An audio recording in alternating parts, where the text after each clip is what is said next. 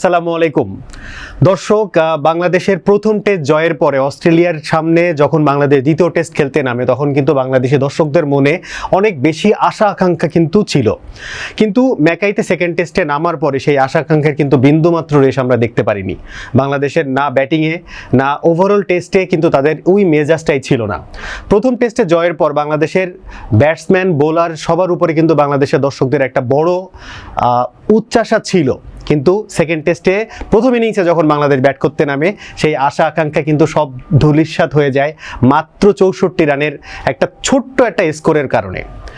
আমরা যদি বলি যে সেকেন্ড টেস্টে বাংলাদেশকে ইনিংস এবং 51 রানে হারিয়ে কিন্তু সিরিজের সমতায় ফিরেছে স্বাগতিক অস্ট্রেলিয়া, এবং আজকে যখন খেলাটা শেষ হয়েছে তখন 1-1 সমতায় সিরিজ নির্ধারণ হয়েছে দুই দলের পক্ষে।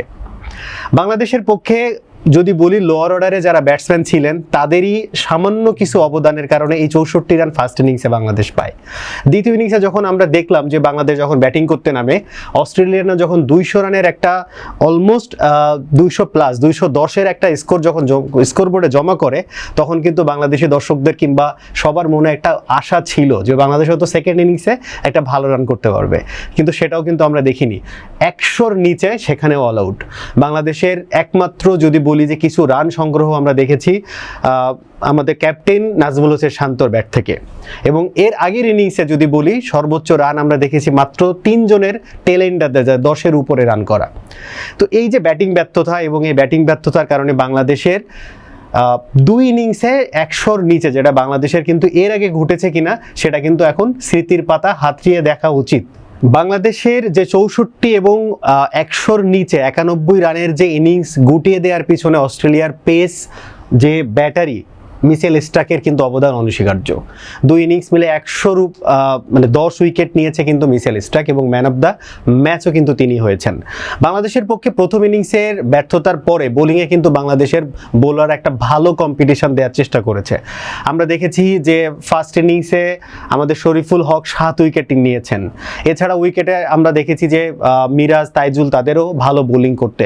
আশা ছিল যে সেকেন্ড ইনিংসে ব্যাটিং যদি অস্ট্রেলিয়া করতে পারে সেখানে হয়তো বাংলাদেশের বোলারদের এই জিনিসটা আবার আমরা দেখতে পাবো। সেই সুযোগটা বাংলাদেশি বোলাররা পাননি, যেটা আমরা এর আগেও দেখেছি যখন আমরা পুরনো দিনে মানে 2000 সালের পরে যখন বাংলাদেশ টেস্ট খেলতে নামতো আমরা চিন্তা করতাম বাংলাদেশের বোলাররা কি সেকেন্ড ইনিংসে বল করার সুযোগটা পাবে কিনা। সেই সুযোগটা কিন্তু এই এতদিন পর 20 বছর পরে এসে বাংলাদেশ অস্ট্রেলিয়ার মাটিতে কিন্তু সেই সুযোগটা আর পায়নি। আমাদের প্রিমিয়াস অ্যানালাইসিস কিংবা আমাদের অ্যানালিস্ট অ্যাঙ্গেলের যে শোগুলো আপনারা দেখে থাকেন দর্শক, সেখানে কিন্তু সামি ভাই কিংবা আমাদের অ্যানালিস্টরা কিন্তু সেম কথা বারবার বলেছে যে এই টেস্টে বাংলাদেশের ব্যাটিংয়ের কোন কোন জায়গাতে বাংলাদেশ ডেভেলপ করতে হবে কিংবা বোলারদের কোন লাইন লেন্থে বল করতে হবে সেই জিনিস কিন্তু সামি ভাই বারবার বলেছেন। এবং আপনারা কিন্তু দেখে থাকবেন যে বাংলাদেশের ফার্স্ট ইনিংস এবং সেকেন্ড ইনিংসে সেম ভুলগুলো বাংলাদেশের ব্যাটসম্যানদের পক্ষে আমরা দেখেছি। বাইরের বল ছাড়া নিয়ে বাংলাদেশের খোঁচা মারার যে অভ্যাসটা আপনারা যদি দেখে থাকেন যে লিটন দাসের ব্যাটিংয়ে উনি টানা 3টা ম্যাচে 3টা ইনিংসে কিন্তু উনি ডাক পেয়েছেন, এবং আজকের সেকেন্ড ইনিংসের কথা যদি আপনারা দেখে থাকেন সেখানেও কিন্তু লিটন দাস বাইরের বলে খোঁচা দিতে যে আউট হয়েছেন। সাদমান ইসলাম কিন্তু টানা কন্টিনিউ তার বাজে ফর্ম ক্যারি করছেন।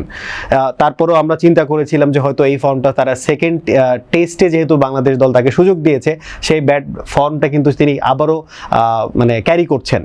এর বাইরে যদি বলি মুশফিকুর রহিমের একটা ট্রাই ছিল, কিন্তু সেখান থেকে মুশফিক কিন্তু ভালো রান করতে পারেননি। ফার্স্ট ইনিংসে আমরা মিরাজকে ট্রাই করতে দেখেছি, সেটাও কিন্তু বেশি লেন্দি হয়নি। ঘুরে ফিরে যদি বলি বাংলাদেশের বোলারদের ব্যাটিংয়ের যেটুকু দৃঢ়তা আমরা দেখেছি সেটা কিন্তু বাংলাদেশের ব্যাটসম্যানদের পক্ষে পাইনি। সো আশা করি বাংলাদেশের টিম ম্যানেজমেন্ট এটা নিয়ে ভাববেন যে আসলে ঘরের মাঠে কিংবা আমাদের নিজেদের কনভেনিয়েন্ট কিংবা আমাদের নিজেদের পরিচিত মাঠ কিংবা পরিচিত ওয়েদার, পরিচিত কন্ডিশন কিংবা ফেভারেবল কন্ডিশনের বাইরে যদি ব্যাটিং করতে নামি কিংবা সেখানে খেলতে নামি আমাদের এই জায়গাগুলোতে ডেভেলপ করার অনেক জায়গা রয়েছে। সো আশা করি বাংলাদেশের যে চেঞ্জেসগুলো আসছে এবং ঘরের মাঠে এখন টনি হেমিংও কিন্তু বাংলাদেশের ডিফারেন্ট স্পোর্টি উইকেট কিংবা ওয়েদার কন্ডিশনের কথা বিবেচনা করে বিভিন্ন উইকেটও মেক করছেন। সো আশা করি আস্তে ধীরে এই যে চেঞ্জেসগুলো হচ্ছে এটা বাংলাদেশের আউটসাইডে ফর্মগুলো ক্যারি করাবে। তাইজুলের কথা যদি আপনি বলেন, তাইজুলেরও সেম জিনিসটা আমরা দেখতে পাচ্ছি। আউটসাইড কান্ট্রি তার ফেভারেবল কন্ডিশনের বাইরে কিন্তু তাকে ওইভাবে জ্বলে উঠতেও আমরা দেখি না। সো ওভারঅল এই জিনিসটা কিন্তু আসলে অ্যালার্মিং, কারণ বাংলাদেশের নেক্সট সিরিজগুলা, বেশ কিছু সিরিজ বাংলাদেশের দেশের বাইরে হচ্ছে, সেখানে বাংলাদেশের জয় কিংবা এই ভালো রেজাল্ট আনার জন্য এই জিনিসগুলো এখন থেকেই বাংলাদেশের উচিত ভেবে দেখা। ধন্যবাদ দর্শক, ভালো থাকবেন, সুস্থ থাকবেন, এবং আমাদের অ্যানালিস্ট অ্যাঙ্গেলে এটা ডিটেইল সামি ভাইয়ের অ্যানালাইসিস থাকছে, এবং আমরা আশা করি সেই এপিসোড দেখার জন্য আপনারাও ওয়েট করবেন। দেখা হচ্ছে, আল্লাহ হাফিজ। আরও আপডেট পেতে সাবস্ক্রাইব করুন আমাদের ইউটিউব চ্যানেল এবং ক্লিক করুন বেল আইকন। ফলো করুন টিকটক ও ফেসবুক পেজে।